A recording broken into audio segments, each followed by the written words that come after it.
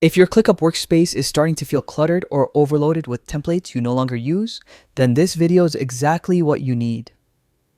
Today, I'll show you step by step how to delete any template in Clickup quickly, safely, and without messing up the rest of your workflow. Stick with me because by the end of this video, your Clickup will feel cleaner and much easier to manage. So let's jump right in.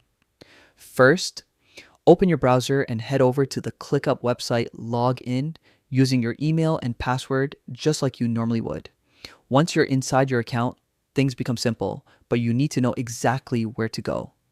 After logging in, navigate to the workspace where your template lives. You can do this through the sidebar on the left. Click into the specific space or folder where that template is actually connected. Many users get stuck at this step because templates are often tied to tasks not stored in a separate template section, so locating the right space is important.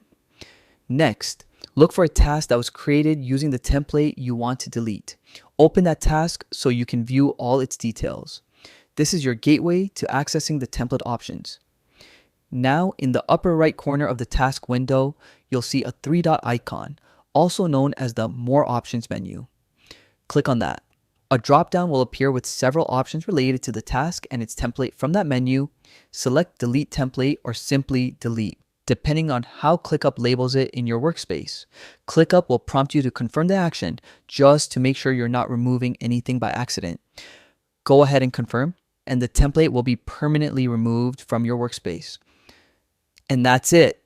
Your unnecessary template is now gone, helping you reduce clutter, stay organized, and keep your Clickup experience clean and focused.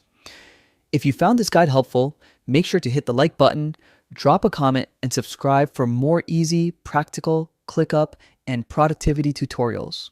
Thanks for watching, and I'll see you in the next one.